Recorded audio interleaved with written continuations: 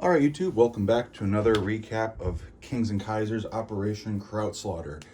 This is a recap of round 7, and here is the boneyard dish casualty bin from the round. And as you can see, there's a lot of good stuff in there. That cruiser's not from the dish. Just a lot of stuff of all sides. We got Soviets, we got Ottoman subs, Russian subs, Soviet infantry, artillery. We have a few fighters, Italian, Austro-Hungarian, French as casualties. Let's see. Might as well get my flight stands out of here while I can. 1, 2, 3, 4. There's another French fighter. All right, so there we go. 5 fighters have died this round. Lots of good stuff. Anyway, okay, so moving on.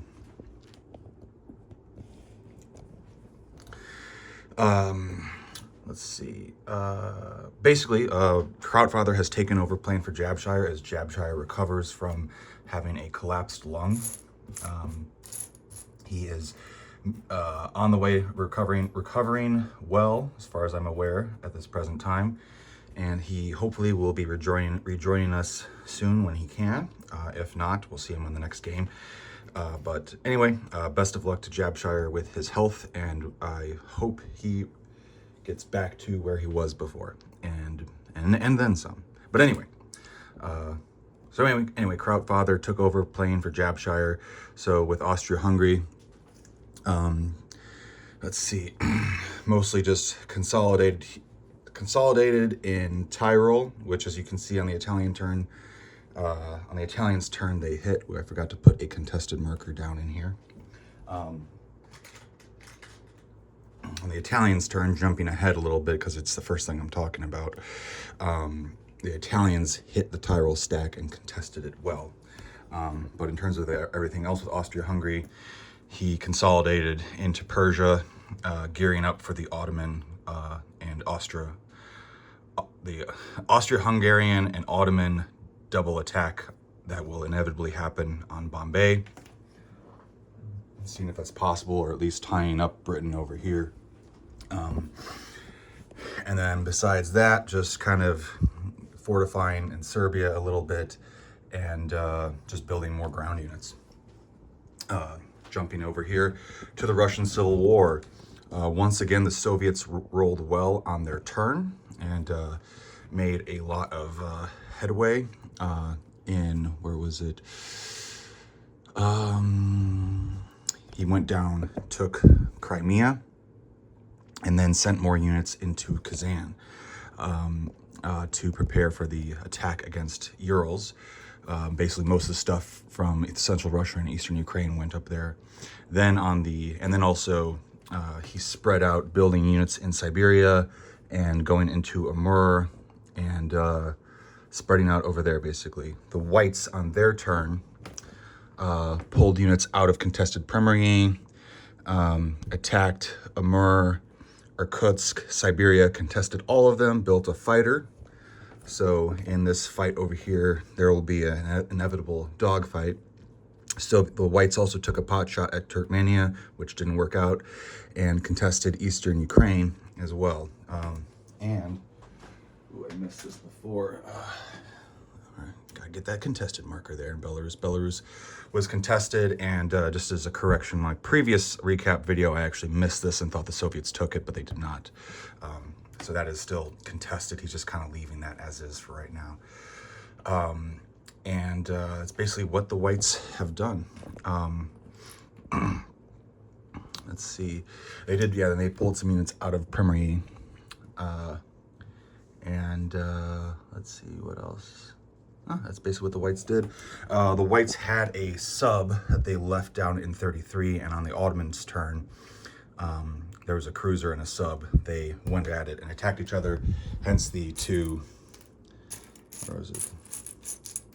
There we go. Hence the 2 dead subs. Okay. Germany, this was the exciting turn, wondering what he would do. Germany went all at Alsace, hit Bavaria, took out Bavaria, kept units in, or took out Lorraine, which was contested, and then went down into Burgundy and took that out, leaving Picardy wide open and having some fortification here in Belgium. He put the trench works he had in Belgium, and there's 8 infantry in there right now, and then just built more ground units. But because Alsace was contested with the French stack that is in Switzerland, so pausing for a moment, this task force marker is what's in Switzerland. This task force marker is what is in Burgundy. And then this task force marker is just all the air units that are in Alsace, which is quite wild. So those air units are tied up. They can only go to another contested territory to attack. They can't go to a hostile territory. Only this fighter here can go on Germany's turn this round, can go to a hostile territory.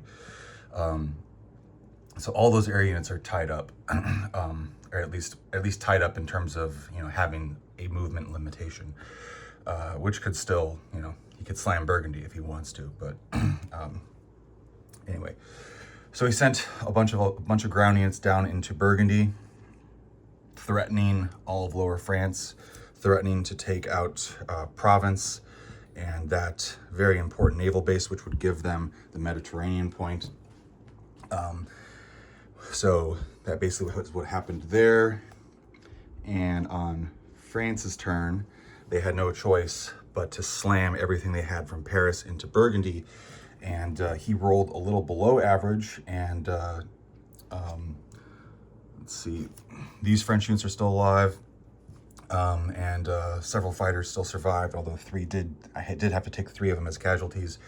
But then spreading from there, we have the French stack from Alsace backed out to Switzerland, and some fighters met up there to give a defensive, to add a bunch of defense to Switzerland right there. And then the Austrian stack also threatened Switzerland. So on Italy's turn, they slammed them there. So they cannot, and actually rolled quite well, and Austrians under-rolled. There was a dogfight. We finally had our first dogfight of the game. 1 brave Italian fighter against 2 Austrian fighters. He took out one of them. The other survived and got promoted to an ace. So we have our first ace of the game. It only took until towards the end of round 7. But we did finally have a dogfight, so I'm happy with that. That was cool. And at least he took out 1 fighter with him, so that's cool.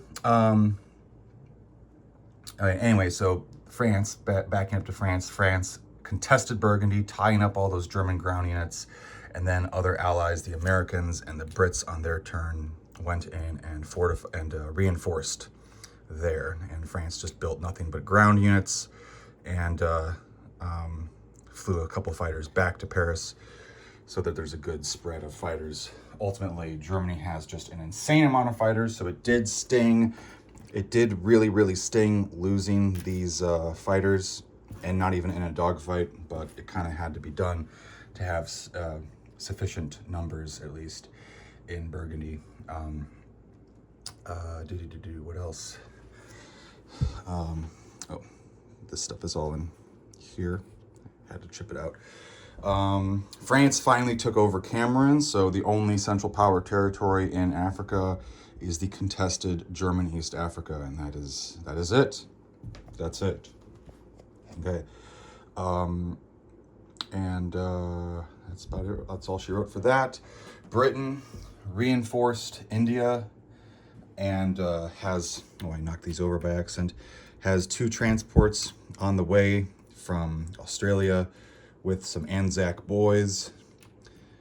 So they will help boost this front over here. They also dropped a unit off in Arabia from Egypt and brought over more stuff from Egypt as well to West India, reinforcing that and building a few more units in South Africa and another transport, or at least 1 more unit, 1 artillery and a transport in South Africa. These guys were there previously.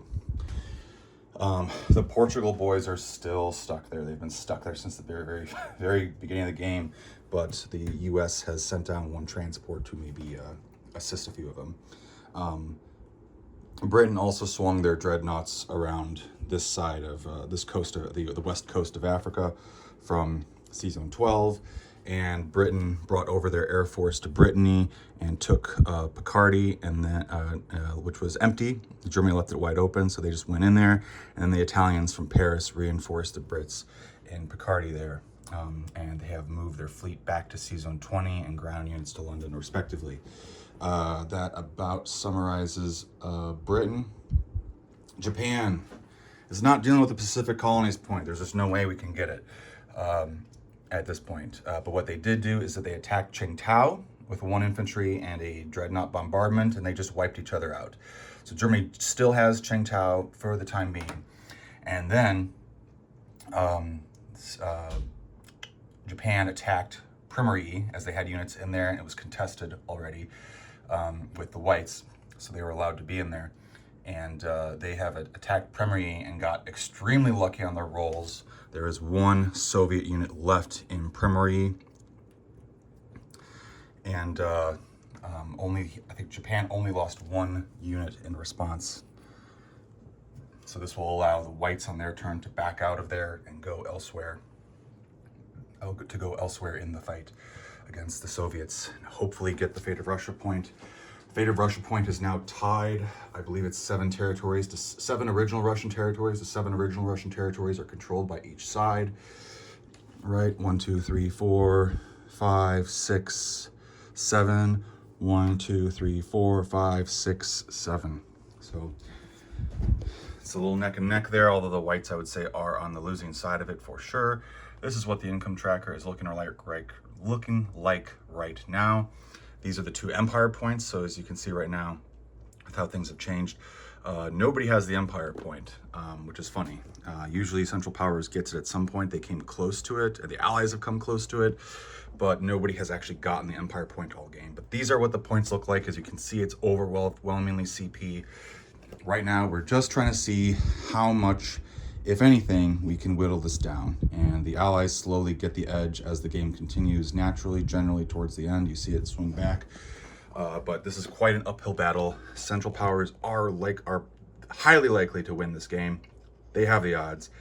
We're just trying to see, out of curiosity's sake, how much, if anything, we can close the gap. The Allied powers have favorable trade.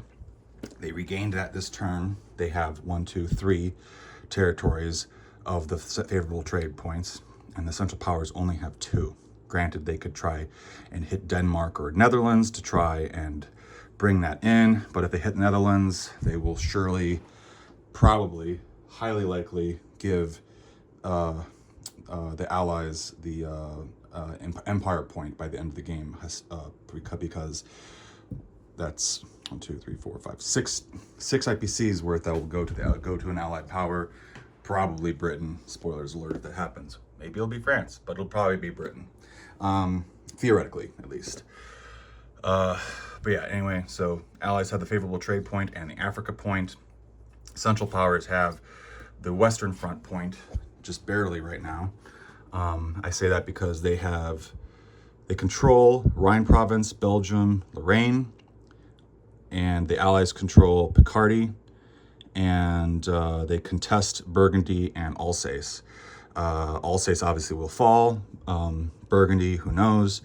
But either way, a lot of his units are tied up right now, and there's a lot of Allied units coming in. So, I don't know, we'll just kind of see what happens. This is a great game to just kind of see what happens. Moving on, they have the Russian Revolution point. They have the Balkans point, which I may have forgot to include in the last recap for some reason. They have the Black Sea point. They have the Middle East oil point. They have China. They have the Pacific Colonies point. They have Belgrade, and they have Minor Cities 3 and Minor Cities 5.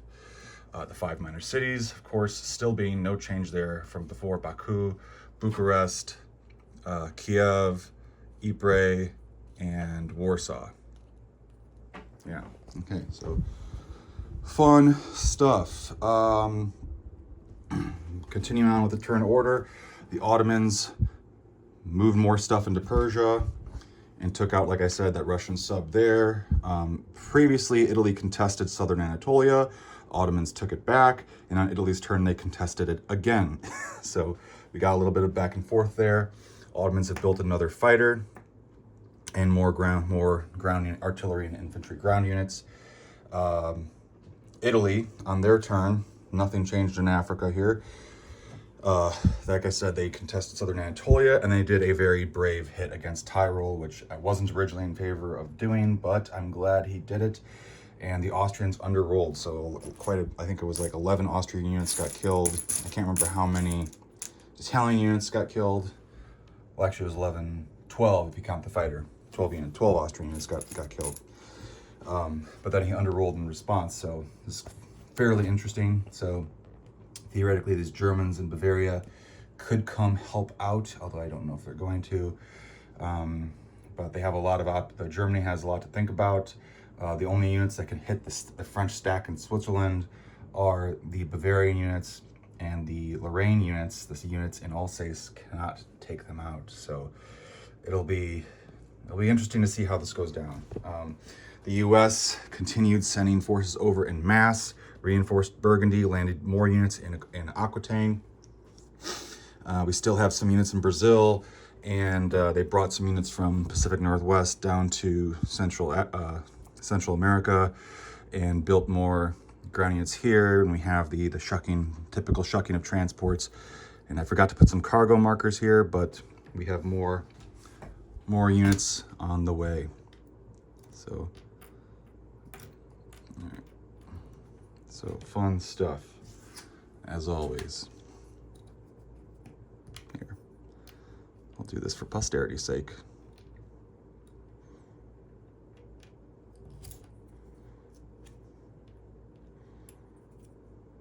Okay, so there's more units on the way. Other ones are coming back, so on and so forth. America has a dreadnought. They moved up to meet up with the Brits in Sea Zone 20 as well. So fun stuff over there. And then also cruisers coming up from having dealt with the German Pacific Fleet, cruisers up to 8 and 13. And that about summarizes it. China, the National Protection War was finished last turn, so that is all neutral right there, which brings us back to the top of round 8. So it's been a fun game.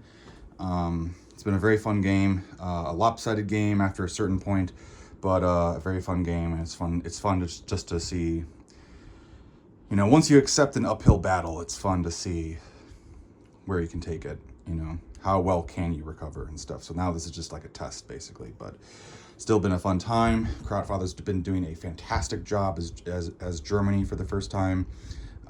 Stephen has learned a lot as the British Empire, and myself and Madman have had fun. Jabshire also has had fun up until his recent medical mishap. But like I said, I hope he will recover and rejoin us again for the next game. If not, if he's unable to get back into this game or whatnot. So stay tuned for the next update or possible concession. Who knows? We'll see what happens. And then we'll go from there. But yeah, that's all for now. Stay tuned for the round 9 recap, and take care till then.